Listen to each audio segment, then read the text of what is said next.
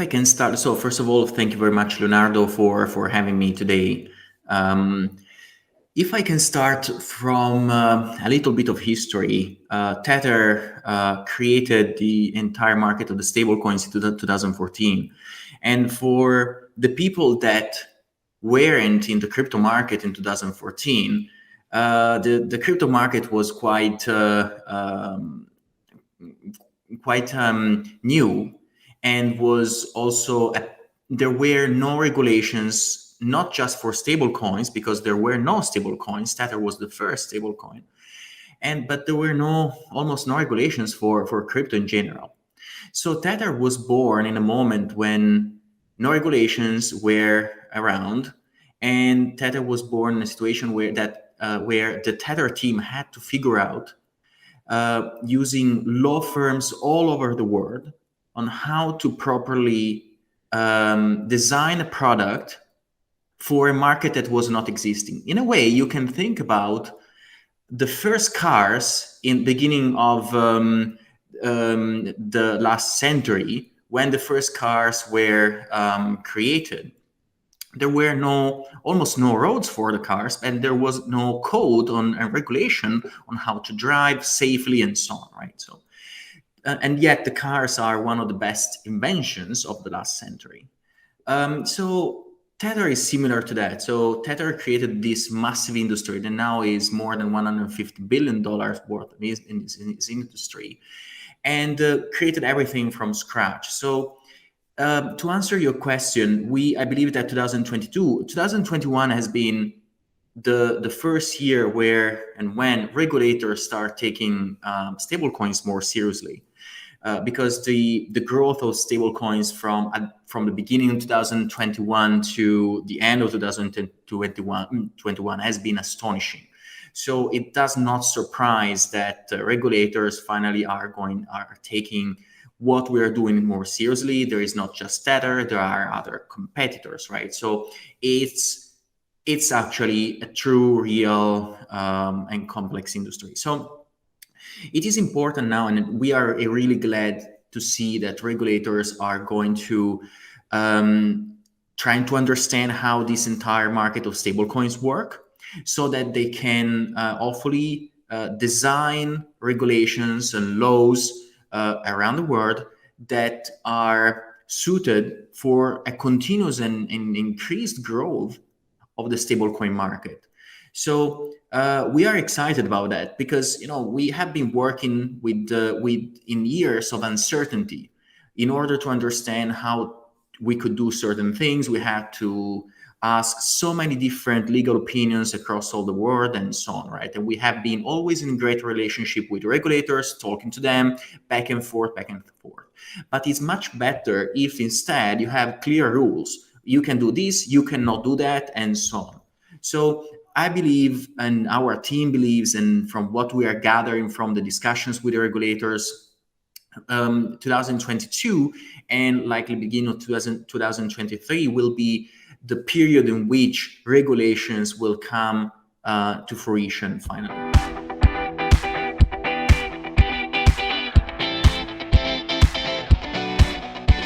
Tether has an history of working with regulators, so being prepared to share information with them, being ready to increase even further our level of transparency is something that we are prepared to do, and we are ready.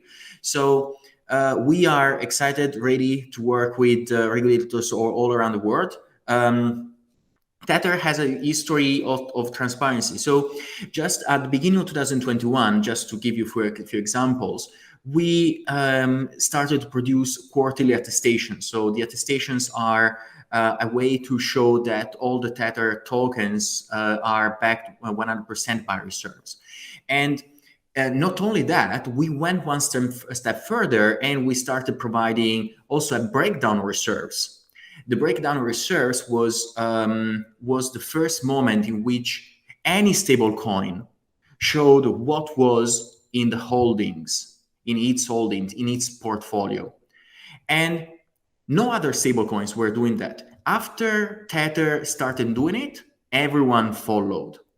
Now, after that moment, since we got questions regarding certain parts of our portfolio, we went another step further and we started providing also the ratings of all the different products that we have in the portfolio.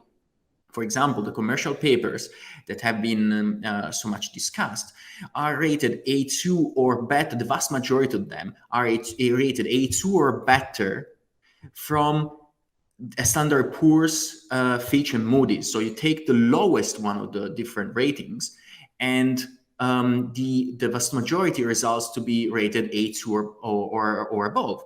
So that is a really important information to share with the customers, with Tether users, because it shows that all the different shows that there is a lot of noise going around media, but actually what really matters is that, first of all, we have been transparent. Second, it's the Tether portfolio is extremely liquid. It's extremely solid because of the rating, right? So these ratings are given again from the top US rating firms in the world.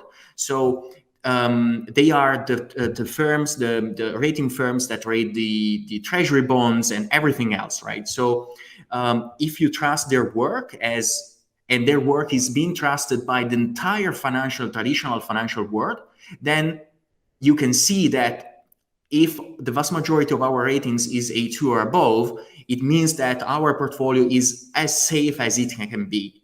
And we have also proven that the safety of this portfolio, liquidity of this portfolio, when in different occasions in the Tether history, the market price tanked even 50%. We never refuse one single redemption to Tether customers. So we have been done in the recent years and from the beginning, but even more so recently, huge steps in terms of transparency, talking to regulators, improving and listening to our community. So when they asked for an attestation, we started working on it, and we offered that we provided the attestation to the user. When they asked for additional transparency, we offered the breakdown reserves, and they wanted more, and we added also the ratings of the products and so on. So it's of course this is a growing industry. Again, there are no rules. So when we adapt to a growing industry that we created.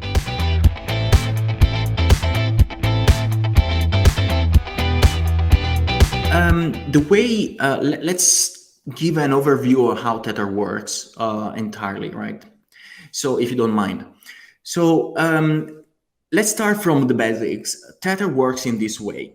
A Tether customer wants to acquire $100,000 worth of Tether directly from Tether Limited, right? So from the main Tether company, let's put it in a simple way.